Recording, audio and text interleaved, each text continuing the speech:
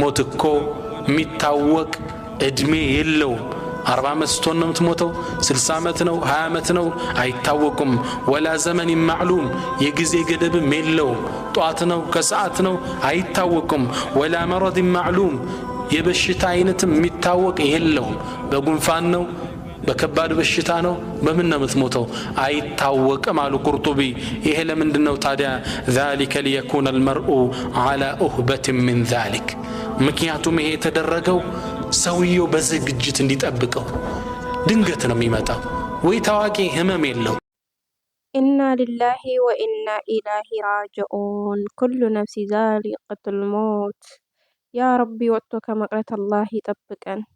አሰላሙ አለይኩም ወራህመቱላሂ ወበረካቱሁ። ውድና የተከበራችሁ የቻናሌ ቤተሰቦች እንደምን አላችሁልኝ? ሰላም ናችሁ ወይ? ከኔ ሁሉ ሰላም ሁሉ መልካም ነው አልሐምዱሊላህ። እንዲሁም ክርስቲያን ወገኖቼ በያላችሁበት ሰላም ብያለሁኝ። ወላሂ ዛሬ በጣም ልቤና ውስጤ በጣም የተሰበረበትን ቪዲዮ ይዤላችሁ መጥቻለሁ። እንደዚህ አይነትን መጥፎ ነገር ከመስማት ፈጣሪ ይሰውረን እያልኩኝ በስደት ላይ ያላችሁ በሙሉ ሰላማችሁ ብዝት ይበልልኝ። ወጥቶ ከመቅረት ፈጣሪ ይጠብቃችሁ። እንግዲህ ይቺ ከመግቢያው ላይ ያያችኋት እህታችን እንዲሁም በምስሉ ላይ የምትመለከቷት እህታችን እንግዲህ ሙታ ተገኝታለች ማለት ነው። እንደው ያ ረቢ አላህ ወጥቶ ከመቅረት አላህ ይጠብቀን። ያ ጀማዓተል ኸይር ወላሂ ዱዓ አድርጉ። በአሁኑ ሰዓት መቼና መቼ እንደምንሞት ነፍስያችን በምን መልኩ እንደምትጠፋ አናውቅምና ልክ እንደምታዋት በዚህ መልኩ ዝንብ ቅስም አድርጓት ልብስ እንኳን ከነ ዩኒፎርሟ ነው ያለችው።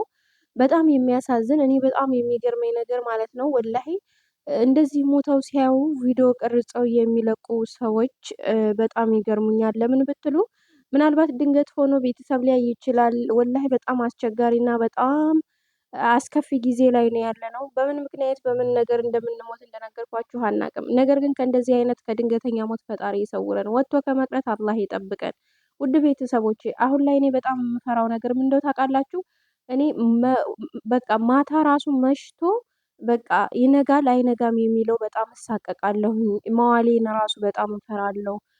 ቲክቶክ ላይ በገባሁ ቁጥር ሞት ነው የምሰማው። ዩቲዩብ ላይ በገባሁ ቁጥር ሞት ነው የምሰማው። እና በቃ እንደኔ እየተጨነቀ እየፈራ የሚኖር ሰው አለ? ወላሂ ሞት እኮ አይቀርም። ነገር ግን አሟሟታችንን ፈጣሪ ያሳምርልን፣ አላህ ያሳምርልን።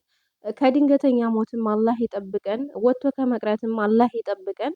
ወላሂ በጣም ነው እኔ እንጃ ውስጤ የተሰበረው። እህቶቼ በተለይ በባህር የምትመጡ እንግዲህ ይቺ እህታችን ይመስለኛል በባህር እየመጣች ይሁን ብቻ ያው ቪዲዮ እንደምታዩት ነው። በባህር እየመጣች የሆነ ጭር ያለ ቦታ ላይ ነው ቪዲዮ እየተቀረጸ ያለው እና ወይ መዳም አውጥታ ገላት ይሁን አላቅም። ብቻ ፈጣሪ እኔ እንደዚህ አይነት የድንገተኛ ሞት ከማየት አላህ ይሰውራችሁ፣ አላህ ይሰውረን። እንደ ያ ረቢ ወላሂ እኔ ምን እንደምል ራሱ አላቅም። ቃላት ራሱ እያጠረኝ ነውና ሱብሃንአላህ እኔ በጣም ነው ልቤ የተሰበረው። አልቅሼ ራሱ በቃ አልወጣልኝም። እና እህቶቼ ስደት ላይ ያላችሁ ከራሴን ጀምሮ ጥንቃቄ እናድርግ። አሁን ላይ በጣም ብዙ ሰው እየሞተ ነው። ብዙ እህቶቻችን ብዙ ወንድሞቻችን በስደት ላይ እየቀሩ ነው። አሁን በተለይ እዚህ ዱባይ ላይ ሌላው ሀገር እንኳን ባላቅም እዚህ ዱባይ ላይ አሁን በጣም ሞት እየበዛ ነው። የትኛውም ቦታ ላይ ሞት እየበዛ ነው።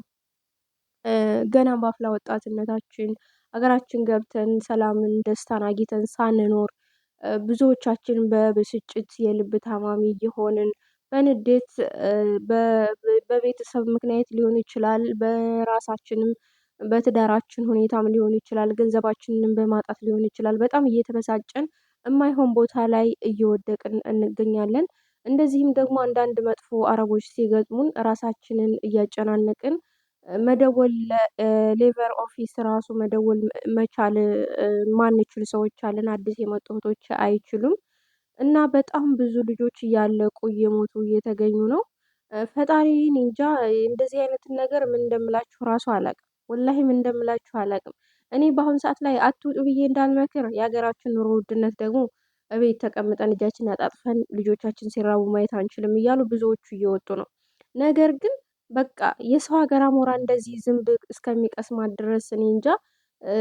የሰው ሀገር አሞራ ከሚበላን የሀገራችን አሞራ ቢበላን ይሻላል።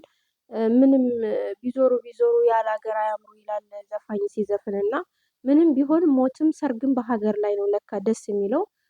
የሰው ሀገር ከሞቱ አሟሟቱ እንደዚህ በሜዳ ላይ አፈር እንኳን የሚያለብሳ ሰው እስከምታጣ ድረስ የትልቅ የሞት ሞት ነው እና በጣም ይከብዳል፣ በጣም ያሳዝናል። በጣም እኔ እንጃ ምን እንደምል ራሱ አላቅም።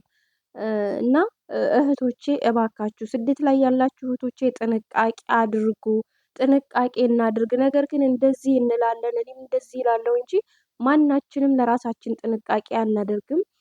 ሲያመን ወደ ሐኪም ቤት አንሄድም፣ ብር አናወጣም የምንል ብዙ እህቶች አለን። በቃ ለምን ይችን ባረጋት፣ ይችን ለቤተሰብ እንደዚህ ቢሆን እንደዚህ አይደለም ወይ ይችን ቀዳዳ እያልን እኛ እየተጎዳን እየሞትን ያለ ነው።